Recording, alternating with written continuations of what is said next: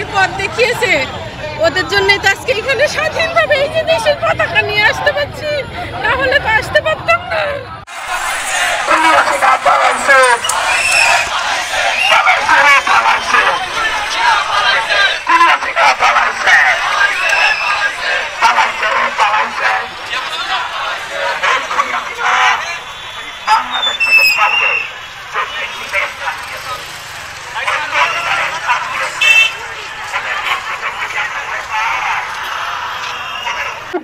রক্ত কেন আবু সাইদ মুক্ত, শেষ হয়নি যুদ্ধ, আবু সাইদ মুক্ত, লেগেছে লেগেছে লেগেছে লেগেছে লেগেছে লেগেছে লেগেছে লেগেছে।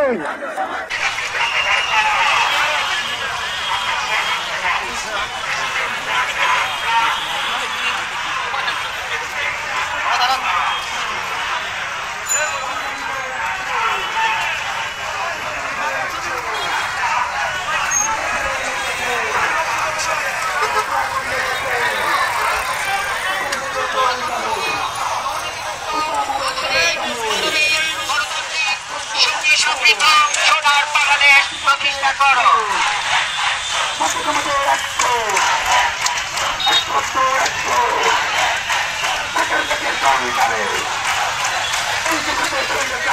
ওদের জন্য তো আজকে এখানে আসতে পেরেছি।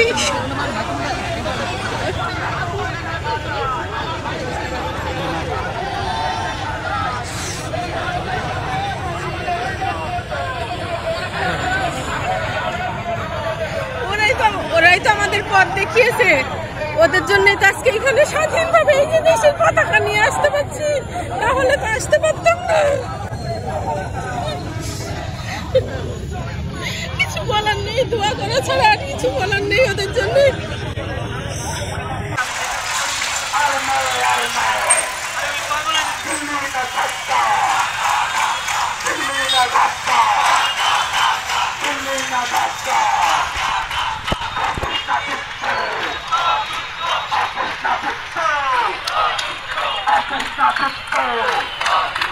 আমার ভাই কবরে খালিস্তানের বাহিরে, আমার ভাই কবরে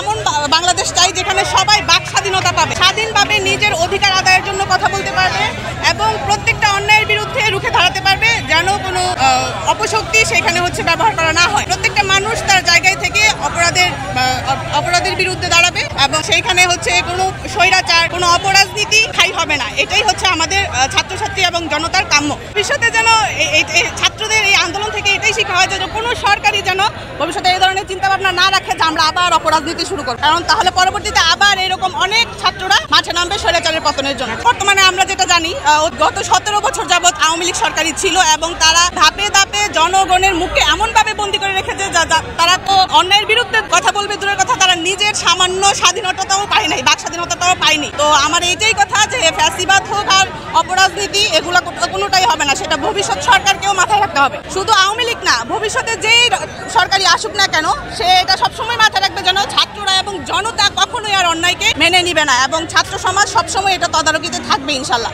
দেশ সংস্কার চলতেছে, আমরা চাই যে এই সংস্কারটা অব্যাহত থাকুক এবং মোটামুটি একটা ভালো পর্যায়ে যখন আসবে আমাদের মহান উপদেষ্টা যারা আছে তারা মোটামুটি একটা 5 বছর মিনিমাম একটা সময় নিয়ে তারা সংস্কার করবে এবং পরবর্তীতে তারা একটা সুষ্ঠু নির্বাচন দিবে এবং দেশটা গত 17 বছরে যেই পরিমাণ দুর্নীতির শিকার হয়েছে এবং ক্ষতিগ্রস্ত হয়েছে তার তুলনায় 5 বছরে আসলে কিছুই হবে না। কিন্তু যেহেতু আমাদের দেশটা গণতান্ত্রিক দেশ, সেই ক্ষেত্রে আমাদের অবশ্যই গণতন্ত্র মেনটেন করতে হবে। তো আমার মনে হয় মিনিমাম 5 বছর একটা একটা দেশকে সবাই একতার সাথে নিরপেক্ষভাবে সংস্কার করলে মোটামুটি একটা রুলসের মধ্যে চলে আসবে। তখন একটা অনেক সংবিধান চেঞ্জ করতে পারবে, যেহেতু সংবিধানে অনেক নড়চড়া। তো এটা পরিবর্তনের মাধ্যমে আশা করি উপদেষ্টা মহোদয়রা মিনিমাম 5 বছর বা 6 বছর বা এর চেয়েও বেশি সময় যদি দরকার হয়, তারপর একটা সুষ্ঠু নির্বাচন আমরা আসে। কারণ গত 17 বছর যারা খেয়ে গেছে এবং যারা শোষণ হয়েছে দুইটাই এক। আমার মত ওই বলে না যে 2 সাপের একই বিষ, তো ওই রকমই কিছুটা। তো আমরা বলি কি যে আগে আমাদের দেশটা সংস্কার, যেহেতু আমাদের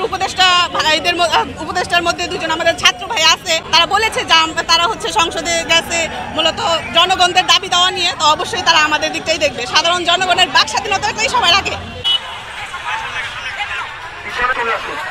আমরা ঐক্যবদ্ধভাবে আপনারা একটু আমাদেরকে সুযোগ করে দিন, আপনাদের প্রতি অনুরোধ রইল। সকলে আসেন, সম্মিলিতভাবে আপনারা অতি দ্রুত মিছিল নিয়ে চলে আসুন আমাদের সাথে একসঙ্গে। আপনারা চয়ন হয়ে আমাদেরকে সামনের দিকে এগিয়ে নিয়ে যান। সকলে আমরা মিছিল করবো তো?